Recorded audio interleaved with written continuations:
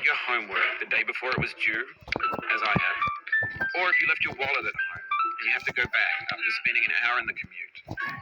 If you won some money at the casino and then put all your winnings on red but it came up black. If you got your best shirt dry cleaned before a wedding and then immediately dropped food on it. If you won an argument with a friend and then later discovered that they just returned to their original view. Starting over is harder than starting up. If you're not ready for that, like if you've already had a bad day, then what you're about to go through might be too much. Feel free to go away and come back. I'll be here. Alright, thanks for coming with me on this trip. I'll understand if you have to take a break at any point. Just find a safe place to stop and quit the game. Don't worry, I'll save your progress, always, even your mistakes. This game is a homage to a free game that came out in 2002, Sexy Hiking. The author of that game is Jazz, a mysterious Czech designer who was known at the time as the father of B games. And B games are rough assemblages of found objects. Designers slap them together very quickly and freely, and they're often too rough and unfriendly to gain much of a following. They're built more for the joy of building them than as polished products.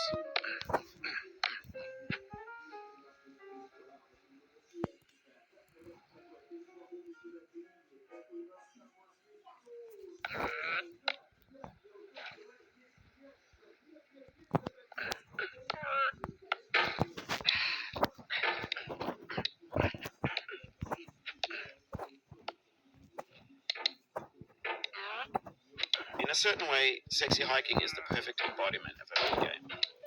It's built almost entirely out of found and recycled parts, and it's one of the most unusual and unfriendly games of its time. In it, your task is simply to drag yourself up a mountain with a hammer. That act of climbing, in the digital world or in real life, has certain essential properties that give the game its flavor. No amount of forward progress is guaranteed. Some cliffs are too sheer or too slippery, and the player is constantly, unremittingly in danger of falling and losing everything.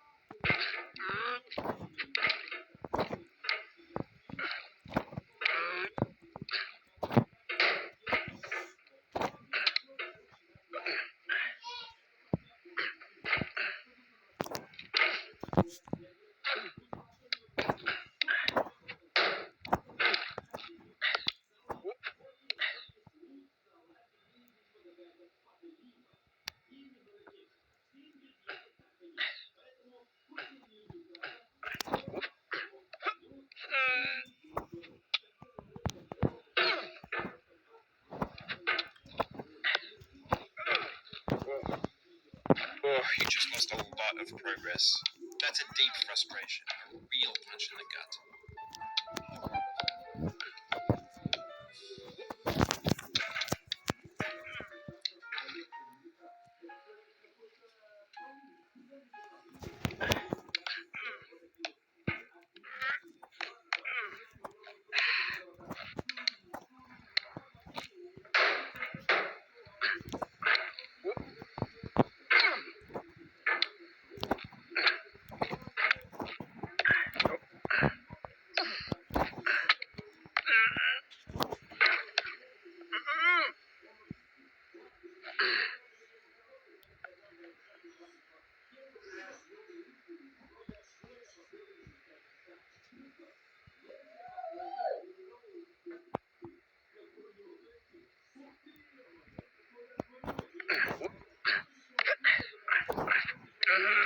Anyway, when you start sexy hiking, you're standing next to this dead tree that blocks the way to the entire rest of the game. It might take you an hour to get over that tree. A lot of people never got past it. Prod and you poke at it, exploring the limits of your reach and your strength, trying to find a way up and over. There's a sense of truth in that lack of compromise. Most obstacles in video game worlds are fake. You can be completely confident in your ability to get through them once you have the correct method or the correct equipment or just by spending enough time. In that sense, every pixelated obstacle in sexy hiking is real. The obstacles in sexy hiking are unyielding, and that makes the game uniquely frustrating.